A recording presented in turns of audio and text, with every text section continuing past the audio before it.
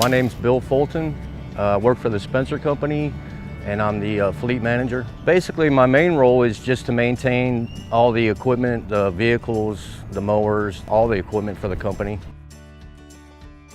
Spencer Company's been in business for just over 50 years. They've been in Houston for that long. They're a corporate landscape company. We just do all commercial, no residential. We mow the grass, we fertilize, we treat for ants, we treat for pesticides. I mean, anything that has to do with the landscaping. The support that I get from the distributor and the dealer, all those things are, are accountable for the equipment.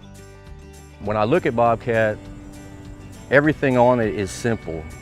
It's simple to replace, it's simple to repair.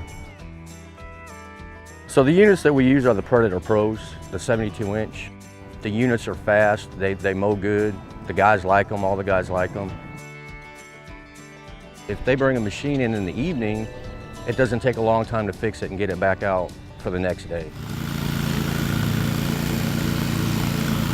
As far as the maintenance, the repairability of the machine, the support that you get from the distributor, the support that you get from the dealership, all those things combined make it the best unit that I could find.